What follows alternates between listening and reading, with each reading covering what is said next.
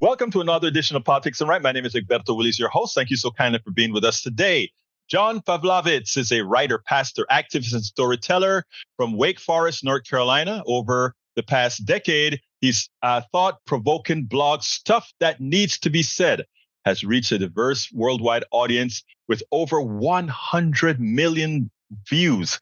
A 25-year veteran in the trenches of local church ministry, Pavlovitz is committed to equality, diversity, and justice, both inside and outside faith communities. His books include A Bigger Table, Stuff That Needs to Be Said. And guys, you got to check that one out. And If God is Love, Don't Be a Jerk.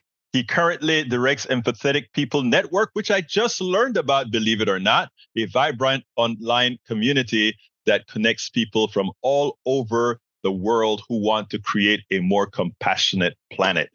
Brother John Pavlovitz, how are you doing this morning?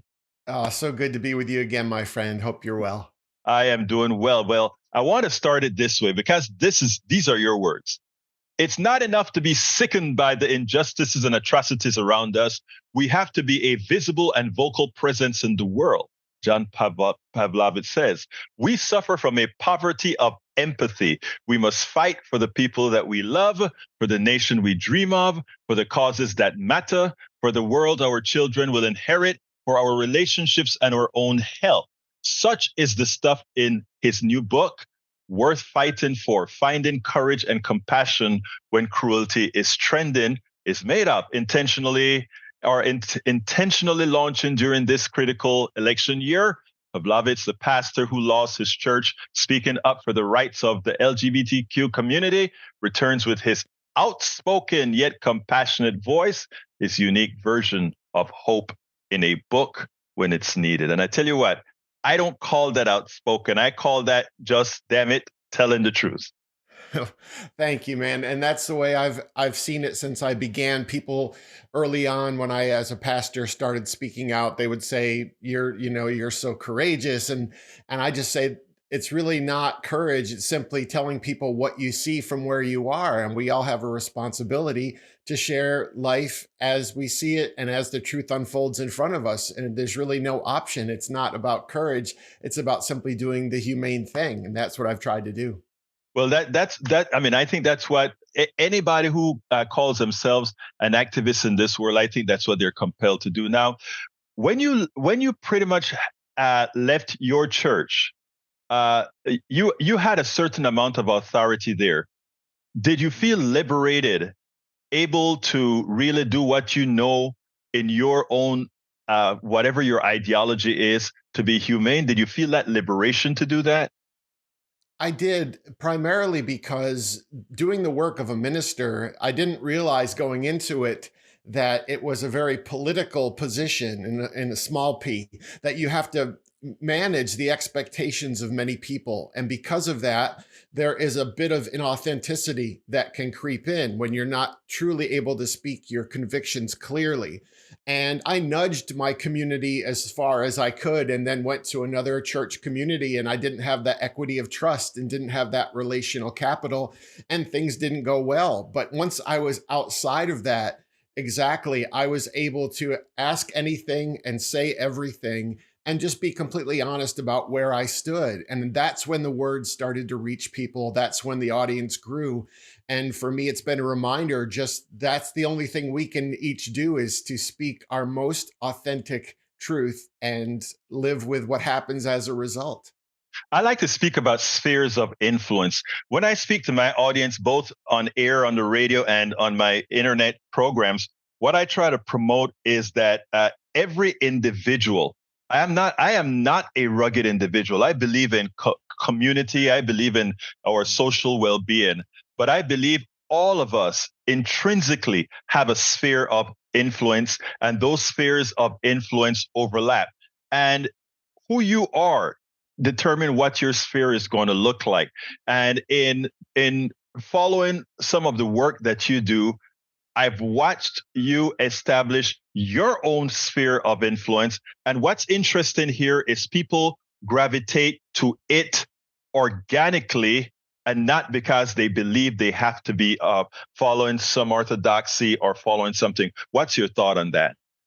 Yeah, I'm glad you noticed that. It's been important for me from the very beginning because when I started speaking, I was not speaking on behalf of a political party or a religious institution, but simply as an individual who had these tensions and questions and prompts. And people who those words have resonated with have joined us in that. So the words became a hub for a really disparate group of people. But you're right. I believe that we all have this proximity to humanity in our circles of influence, and we have a responsibility to work within those places. So you don't need a massive platform or a podcast or a blog.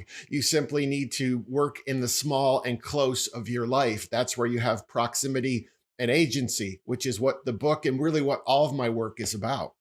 And I think it's been very effective. And like I said, it seems to be even more effective as you are able to do it, not like I said, not as an individual, but an individual who people gravitate because the message means something to them. Now, I find it interesting that, again, I got a little pre-release of your book that I kind of just scanned through some of the things. And I found it interesting that in the first part of it, the first chapter, you have a title that's a segment title, "The Mental Health Crisis of MAGA America." And by God, I am not trying to disparage MAGA at all, but it has taken over such a part of our entire political ecosystem and otherwise that I am actually happy that it placed that far up, that top of your book. Mm. Well, doing the work that I do, I travel all around the country in person and online, and I call myself a collector of stories, a war Hmm. correspondent, people sharing what's happening in the trenches of their lives. And over, the theme is exhaustion and its relational fracture. The relational fracture and the exhaustion are really what's happening here. It's not about political ideologies or warring theologies. It's really about where all of this settles down into our lives and our relationships. And so, looking at that mental health crisis of the past 8 years or so is really just acknowledging all we've been through politically, plus the pandemic, and that people are simply not equipped to deal with this much trauma and this much grief. And we need to attend to it as much as anything else, as much as the issues in the legislation, there is that personal collateral damage.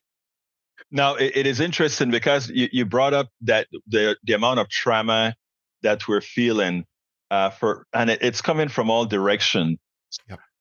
It seems like what people like you and others have done by taking the bull by the horns. There was a time where we always looked for the patriarch to solve the problem, Mm. but we found out that the former hierarchical models don't work anymore, and that it's more a collaborative, networking type of model that we all need, especially because of the vast size of the country, the vast different identities that we have. How, and I kind of think I know the answer to this, but how have you used that in both your book writings, your social networking, and etc., to bring it all together? That's a great question. I think for me it was looking at the elemental things of life. Where are we all universally placed? And I look at things like fear and grief and loneliness, and those hit us all, regardless of our politics or our theology or our life stage. And so I try to speak to those things, and then to the universal parts of being human, about empathy and generosity and kindness. And that's what I think it has been, this, as you said, this organic assembly of people who may not have identified themselves as a tribe of affinity without the writing. And so I'm just been grateful that it's been a spot for them to gather and then to decide, now what do we do collectively? We work individually, but what do we do as a group of people who are passionate about some of the same things? Now, you had a flock. You were a pastor. But as one of I don't want to say pastoring is in decline, but organized religion is in decline. That doesn't mean that spirituality is, or all those things remain. The things that people want remain. How have you taken your experience as a pastor, both negative and positive, as a pastor, to form your sphere in such a manner that you don't hold on to the negatives that people just associate now with, let's say, the evangelical movement and many of the religious movement? I think it begins with what your agenda really is. So when you're a pastor, for example, your job, part of your job is to represent that tradition or that denomination and that particular community. And when you're a politician, the same thing. So in some ways, your instincts might be noble, but you can easily become beholden to those communities. And so, doing the work that I do, I was able to begin by saying, what is my intention here? And my intention was simply to perpetuate a movement that was born out of empathy and not fear. And so when you do that, then you're not trying to convert someone or fix them or save them. You're simply trying to share life with people through the words, and that's where you meet them. And so there's a different agenda. My motives are simply to inspire and encourage and challenge, and that those words do whatever they're going to do within people. And I don't need to guide them into a particular result. I just want them to ask better questions. In other words, using your own words and title, how to talk about your religious beliefs and not be a total, you know what? Yeah, it's a challenge, Egberto. I mean, there are days when I fail it, when you do, because the things that we're talking about, whether it's our politics or our theology, our morality, this is deeply important stuff to all of us. And we know that it's not just about laws and legislation and movements of in politics. This is about human beings ultimately. So we are all deeply passionate about those things. So there should be a measure of energy and confrontation and boldness that happens because of that. But we should try to do that without dehumanizing the person across from us. That is the thing that I reject so often in other people. And so I don't want to do that. So how can I retain my convictions and speak passionately without dehumanizing the person in front of me, without turning them into a caricature or a stereotype? And it's an almost hourly challenge to do that. I have this tenet that I live by, and that is most people are good people. So, I consider my circle of friends progressives, liberals, conservatives, MAGA, Republicans, all of these folks I try to stick around. And sometimes I get each segment upset because one may think I'm giving too much agency to another one, etc. But I find that is actually what works best, and you get a chance to develop a level of trust among all these groups. Now, I must say that people like yourself and others that are promoting this type of thing is influential on what I do, the topics that I do, and that's one of the reasons I like having people like you on, because again, I think the more people see many others try to touch on everybody and not necessarily segment people, the more effective we can on changing the country. Now, I'm of the belief that externalities are forcing divisions. Can you elaborate on that if that plays into your platform?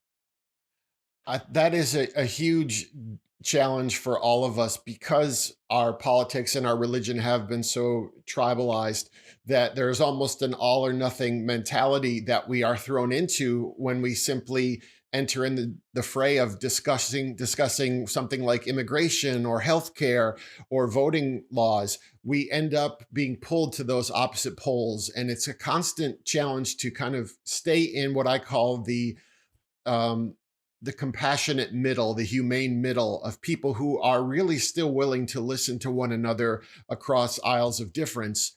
And that's one of the challenges for someone like myself who is more progressive, that I'm often set up as an adversary of a certain voting bloc. And I try to make it clear that I'm actually for them as human beings and for their families, that I want the things that I want for the planet: health, affordable health care, great public education.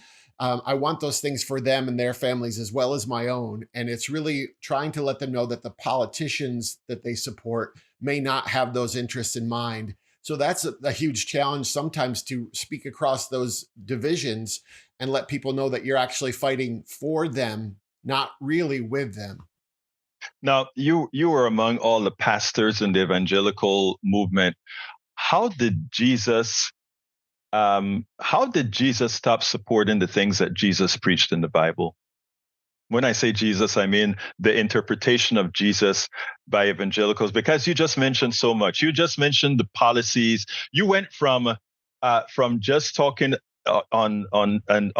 let's say a religious item to specific policies that help people, things that Jesus all stood for: the foreigner, the immigrant, well-being, humanity. How did that change come about? Why did that change come about?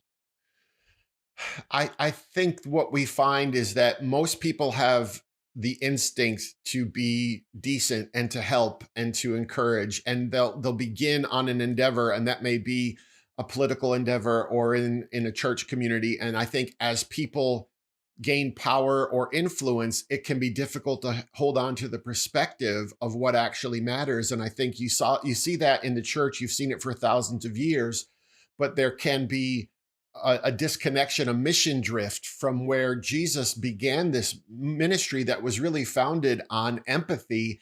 And if you look at the Sermon on the Mount, it looks almost antithetical to much of the politics and religion we see in America today. And I think that's because, as much as we want it to, I don't think the American dream and the gospel of Jesus align very well.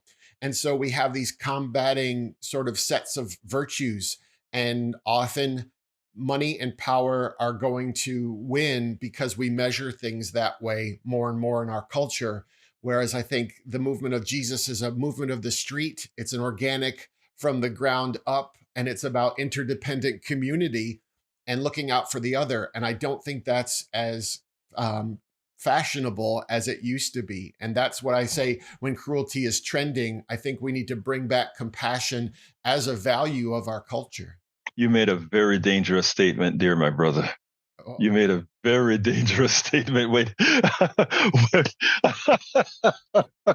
but I mean a very true statement that is so dangerous to some of the people who run our system and would have us believe otherwise. But I think it is so important that that message gets out there, especially coming from a former pastor at one of these mega churches, because um, it almost gives, look, I know a lot of evangelical Christians, my sister inclusive, and it's amazing that how lock and step they stay with pastors. That's what a pastor is. That is what a pastor is. You pastor people, and they have a lot of power. You had a lot of power within your church. Well, it's interesting because you probably have a lot more power now with the audience that you command. But you had a lot of power with the audience, and it's difficult to deal with how these guys are leading their flock. I want to get a little bit deeper now, away from, let's say, religion, and start to talk a little bit about. After all, this is politics done right. Sure. Talk a little bit about politics. What kind of politics would you like to see occur after the election in 2024? Well, I think a politics that is just like a theology, a politics that is worth something actually gives more access to more people. So I want to see more people represented by our politics. I want to see people welcomed as they are, without caveat or condition. And I want a politics that sees that there are people who always have less than we do, and to make sure that we are somehow responsible to and for them, that we realize that our nation, that we are all tethered together. And I don't see that in politics a lot. There's always an angle to a particular policy or a piece of legislation that's being proposed. So I wish we could get to the place where all parties are looking for the common good. And that is the politics that I wish we could see, simply for the common good, and that we could have conversations on, necessarily that we may have the same goals, but very different ways that we want to get there. And so some of that's about communicating more effectively and being more willing to come to the table of conversation with a posture of curiosity for the other.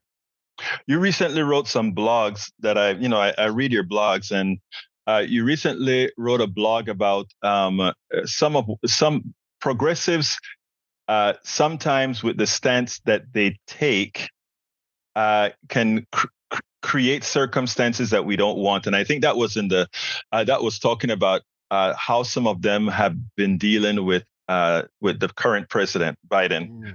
Talk to me a little bit about that.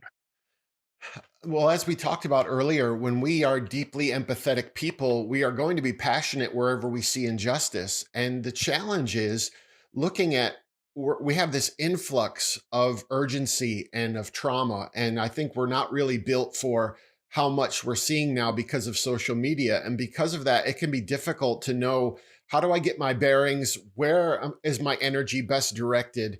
And so I think many times we can be very myopic about something and not see the bigger picture. And for me, the bigger picture is always, where are we historically, and where is our vote? Does it need to be used strategically so that we can make sure that we have a nation going forward where we all do have human and civil rights, where where we do have voting rights? And I want to preserve those things. And so I think we're precariously at the edge of losing some things for a long time. And so that's what I'm constantly battling with. We have the urgency of the moment, but then we have to step back and see what is actually happening here, and how can I best work to bend the moral arc of the universe toward justice. What are your thoughts on the former president? I believe that he has proven himself to be a man who is not of the character or moral fiber to be leading, because I think there's a deeply seated narcissism that is at play. There's a self-preservation and protection. And so I think we see his ability to do whatever it takes to protect himself at the detriment of our nation and its laws and its institutions.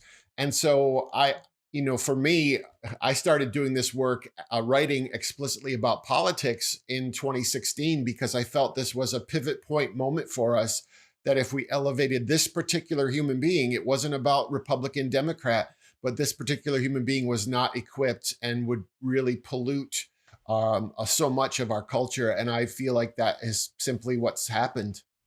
Okay. Well, I mean, in other words, you think, or do you think we are in a moment, like many are talking about, that it's sort of that existential moment? We must not have that person as president again? I think the saddest thing that I've seen is that when we conflate a person with the answer, whatever that question that we have, when we look at a person and say they can, or a political party, they can fix it, that's a dangerous place to be. And I think at this point in time, we can look at the last 8 or 9 years, and you and I know racism wasn't created in 2016, and bigotry and nationalism and misogyny and all these things have existed. But I think there's been a releasing of it, maybe an emboldening of that, because from the leadership has said, we're not going to have those standards in place anymore. And once you have that precedent established, I think you see the floodgates open. And while we've seen so much open hatred and hate crimes and anti-Semitism and anti-Muslim rhetoric and on and on and on. So I do think existentially it's about us as a nation saying, regardless of party, what is the human thing to do here? How do I vote in such a way that I steward the things that I claim to be important to me? Not what I think I believe, but what do I actually believe? And how can I embody this through my vote in some way? I'm glad. I'm glad for that answer, folks. You need to go ahead and get that book when it drops. I think it drops on what day does it drop? The book is April 2nd, a week, Tuesday. April 2nd, folks. The name of the book is "Worth Fighting For: Finding Courage and Compassion When Cruelty is Trending." And I'm looking at an early copy here, folks. And in these times of, I don't want to call it despair, but for many it is despair. Or where you think it's the end, or where you think we are forever against each other, it is great to see writing like this from somebody like John Pavlovitz. So, John, the last question I always ask at the end of my interviews is, what would you have liked me to ask you that I somehow didn't? Wow. I think I always I would like to be asked about where we go from here, what hope does look like, because as you said, despair is a natural response. And so maybe that's the question. Let's do it. I would say that moving forward, we know the reasons that we have to grieve, and it's okay to grieve those things, but hopelessness is never helpful. Hopelessness has never allowed human and civil rights to grow. And so at this place in time in the history of the planet, we're simply here to steward humanity. And so we can be discouraged, we can be frustrated, but we can't be hopeless, because then we stop. And the only way that we fix this is to keep moving. So that's what I hope people will do. Tell us a little bit about these other projects that you're working about. Tell us about your blog, how to get to your blog. Tell us about, I think it's a new social forum that you've created as well. Sure. You can find me at johnpavlovitz.com, or my Substack platform, johnpavlovitz.substack.com. The site you're referring to is called Empathetic People Network. And Empathetic People Network is simply a social media community designed to bring people together, like we've been talking about, who may have found the writing as a hub, who resonate, who the words of compassion resonate with.